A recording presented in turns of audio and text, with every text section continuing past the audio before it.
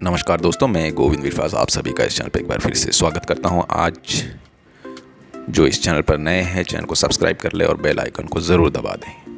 तो दोस्तों, हम बात करने जा रहे हैं वांछा दीक्षित जी से, जो उत्तर प्रदेश के एक छोटे से गांव से बिलोंग करती हैं और जिनका आर्ट फील्ड में अभी उन्होंने अपनी एक अलग पहचान बनाई है। तो वांछा जी, आपका बहुत बहुत स्वागत है इस प्रोग्राम में, जिसका नाम है अपनी कहानी अपनी ज़ुबानी। तो हम ज़्यादा समय व्यर्थ ना करते हुए उन्हीं के बारे में जानते हैं। वांछा जी, हम जानना चाहते हैं आपका बचपन, आपकी स्कूलिंग, आपका एजुकेशन के विषय में आप दर्शकों से कुछ अपने अनुभव शेयर करेंगे तो बहुत अच्छा लगेगा। सभी को नमस्ते।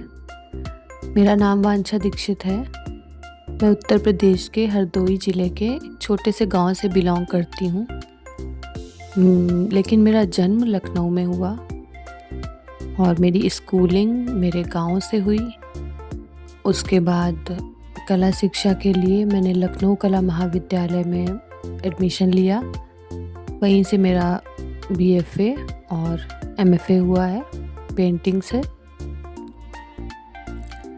इस समय मैं स्कूल में पढ़ा रही हूँ और साथ ही साथ मैं लगातार अपना काम भी कर रही हूँ। इस फील्ड के प्रति मेरा रुझान कैसे आया, उस बारे में मैं बताना चाहूँगी कि मेरे मामा जी ने लखनऊ आर्ट्स कॉलेज से पढ़ाई की थी। बचपन से मेरा रुझान कला की ओर बहुत अधिक था और सबसे अच्छी बात ये थी कि मेरे परिवार ने मुझे बहुत अधिक सपोर्ट किया। मुझे उनकी तरफ से कभी कोई ऐसा प्रॉब्लम नहीं आई कि वे मना कर रहे हों, क्योंकि ज़्यादातर लोगों को पता भी नहीं होता है कि कला शिक्षा जैसा भी कुछ होता है। और उस समय मेरे गांव में आज भी लोगों को नहीं पता है, क्योंकि वो तो एक जाहिर सी बात है कि हमारे यहाँ लोगों को नहीं, मिडिल क्लास फैमिलीज़ में नहीं पता होता है कि कला शिक्षा है या इस तरीके का कुछ। लेकिन मेरे माँ बाप ने मुझे बहुत अधिक सपोर्ट किया।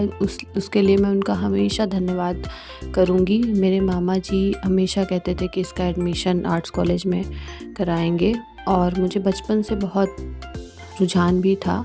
मेरी माँ बहुत अच्छी कलाकार हैं, वो मेरी प्रेरणा रही हैं हमेशा से। उनके काम देख देख के मैं वैसे ही बनाने की कोशिश करती थी। तो शुरुआत मेरी ऐसे ही हुई। फिर उसके बाद लखनऊ आर्ट्स कॉलेज में एडमिशन, और वो जर्नी अभी लगातार चल रही है और कोशिश कर रही हूँ कि काम करूँ, अच्छा काम करूँ। जैसा माहौल मुझे मिला, मैं चाहती हूँ कि हर बच्चे को वैसा माहौल मिले। जो वो करना चाहता है उसे वो करने दिया जाए और हर माँ बाप ये समझें कि उसे उसका मनचाहा अगर फील्ड आप परस्यू करने देंगे तो बहुत आगे जाएगा और बहुत ज़्यादा अच्छा कर पाएगा उसमें। जी, ये खूबसूरत मैसेज है उन परिवारों के लिए जिनके बच्चे आर्ट में रुचि रखते हैं, और ज़रूर उनको सपोर्ट करना चाहिए।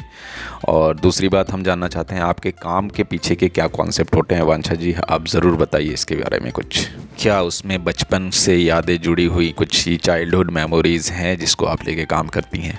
मेरा ये मानना है कि बचपन हमारे जीवन में बहुत महत्वपूर्ण भूमिका निभाता है और वो हमेशा हमारे साथ चलता है। जैसा कि मैंने आपको बताया कि मैं गांव में पढ़ी कक्षा 4 तक, तो वहाँ पर हम लोग गांव में जाते थे, नालियों को पार करते हुए, काई सड़कें तो होती नहीं थी खैर, कच्चे रास्ते और दीवारें, मिट्टी के घर और घास की झोपड़ियाँ, ये सब मैं देखती थी और शायद वो मेरे साथ आज भी हैं। हमारी इंद्रियाँ हमारे आसपास के वातावरण को सोख लेती हैं और वो समय समय पर उद्घाटित होती हैं, समय समय पर वो बाहर निकलती हैं और हम आश्चर्यचकित हो जाते हैं, जैसे मैं हो जाती हूँ अपनी पेंटिंग्स बनाते टाइम। क्योंकि मेरा ऐसा कोई कॉन्सेप्ट नहीं होता है, मैं एब्स्ट्रैक्ट अमूर्तन में काम करती हूँ। रेखाएं प्रधान है मेरे कार्यों में और रंग भी। तो जो मेरा बचपन है वो निकल के आता है कभी कभी, किस तरीके से रंगों के माध्यम से, टेक्सचर्स के माध्यम से, रेखाओं के माध्यम से। तो मुझे लगता है कि हाँ, सच में बचपन बहुत महत्वपूर्ण होता है। जैसे कि मैं बचपन से, मुझे याद है कि मैं जब रास्ते में जाती थी बस में, तो मैं पेड़ों की गिनती करते हुए जाती थी। तो वो पेड़ आज भी मेरे अंदर बसे हुए हैं और मुझे इसीलिए लगता है कि प्रकृति ही मेरी प्रेरणा स्रोत है और मेरा बचपन, क्योंकि प्रकृति अब हालांकि अलग रूप में मेरे कामों में दिखाई देती है, लेकिन है वो मेरे बचपन की ही एक याद, जिन्हें मैं रास्ते भर देखा करती थी और फिर आज वो चीज़ें मेरे कामों में मुझे दिखती हैं। जी, आपके काम के पीछे के क्या थॉट होते हैं या उसको कैसे डेवलप करती हैं, उस बारे में कुछ बताइए? जैसा कि हम जानते हैं कि हमारा अवचेतन मन जो होता है वो हमारे अंदर चीज़ों को एकत्रित करता है हमारे भीतर और समय-समय पर उन्हें बाहर भी निकालता है। ऐसा ही कुछ मुझे अपने कामों में दिखाई देता है कि हमने जो देखा है वो हम भूल जाते हैं। हमें ऐसा लगता है कि हम भूल गए हैं, लेकिन वो हमारे अंदर होता है और समय-समय पे हमें वो दिखता है। हमारे भीतर से वो कला के माध्यम से बाहर आता है। मुझे लगता है कि पेंटिंग्स आपकी डायरी की तरह होती हैं, मतलब आपके साथ जो भी घटित होता है या जो भी आपको प्रभावित करता है वही उसमें खुद ब खुद दिखाई देता है।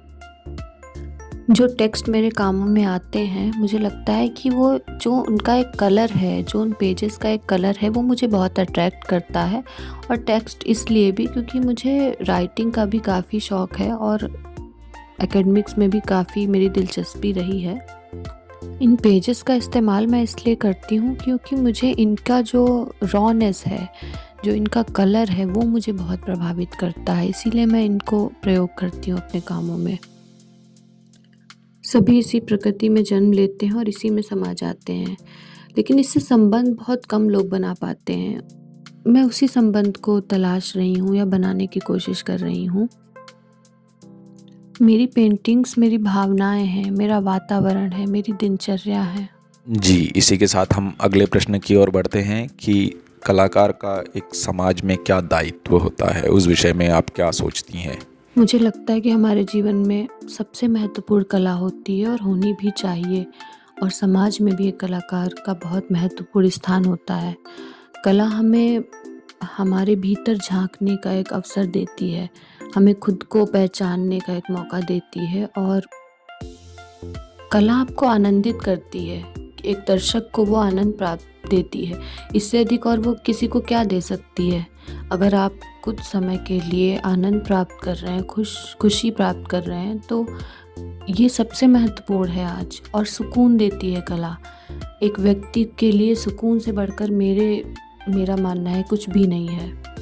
हर व्यक्ति को कला के महत्व को समझना चाहिए, क्योंकि आज स्कूलों की जो स्थिति है, लोग कला के महत्व को नहीं समझ रहे हैं, उसे बस एक साइड सब्जेक्ट की तरह बरतते हैं, जो कि ठीक नहीं है। क्योंकि बच्चों को उसके महत्व को हमें ही समझाना होगा कि कला हमारे जीवन में नैतिक मूल्यों को बढ़ाती है, हमारे अंदर धैर्य लाती है, आत्मविश्वास लाती है, हमें खुद को एक्सप्रेस करने का मौका देती है। हम क्या हैं, हम अपने भीतर कैसा फ़ील करते हैं, क्या महसूस कर रहे हैं, वो सब कुछ आप दिखा सकते हैं कला के माध्यम से। कला में सिर्फ चित्रकला नहीं, बहुत सी कलाएं आती हैं और सभी कलाओं का यही काम है और इससे बढ़कर कुछ नहीं हो सकता। हमारे जीवन में सबसे महत्वपूर्ण कला है, क्योंकि कला एक भावना है। जो लोग कला से दूर भागते हैं या अपने बच्चों को कहते हैं उससे दूर रहने को, वे जीवन में सबसे बड़ी गलती करते हैं। ऐसा नहीं करना चाहिए। जी बिल्कुल, कला एक मेडिटेशन की तरह है, मुझे ऐसा लगता है। अच्छा, आपके कामों में परतों का क्या महत्व है, उस विषय में भी कुछ बताइए दर्शकों को। चित्र में परतें मेरे प्रयोग का हिस्सा हैं। मैं कई तरह के पेपर्स का यूज़ करती हूँ, मिक्स मीडिया में काम करती हूँ, कई तरीके की चीज़ों को अपने कार्यों में यूज़ करती हूँ, जिसमें कि परतें भी मेरे कामों का एक हिस्सा हैं। और चित्र में परतें जो होती हैं वो मैं उन्हें एक याद की तरह यूज़ करती हूँ। जैसे हमारे जीवन में कुछ भी घटित होता है तो वो परतों की तरह नीचे तो चला जाता है, लेकिन वो हमें याद रहता है, कभी अस्पष्ट, कभी धुंधला, कभी बिल्कुल साफ-साफ याद रहता है। उसी तरह मेरे चित्रों में परतें भी हैं, जो कभी रंगों के माध्यम से मैं दिखाती हूँ, कभी टेक्सचर के माध्यम से और कभी कुछ मिक्स मीडिया यूज़ करके मैं परतों को दिखाती हूँ।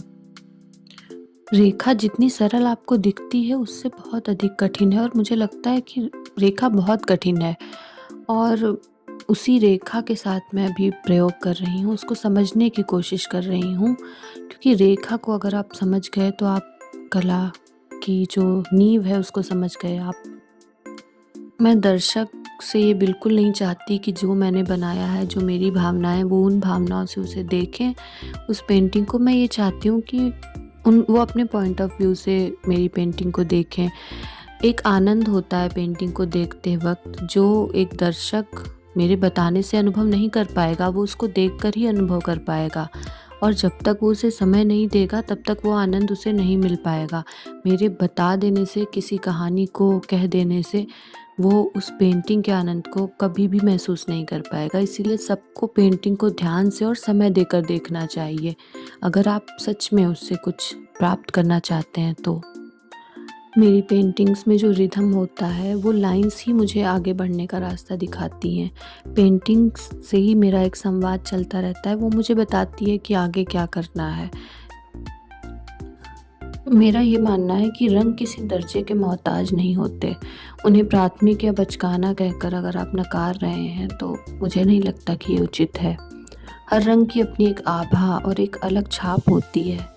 मैं हर रंग के साथ हर रंग को बरतती हूँ, उसको समझने की कोशिश करती हूँ, चाहे वो मटमैला हो या फिर चटकीला कलर हो। जी, अब हम अंतिम प्रश्न की ओर जाते हैं। उन विद्यार्थियों के लिए आप क्या संदेश देना चाहेंगी जो इस फील्ड में नए हैं? जो लोग इस फील्ड में नए हैं या इस फील्ड में आने की इच्छा रखते हैं, उनके लिए मेरा यही कहना है कि कॉलेज आपको स्किल देता है और नज़र भी देता है, इसीलिए कॉलेज जाना भी उतना ही महत्वपूर्ण है।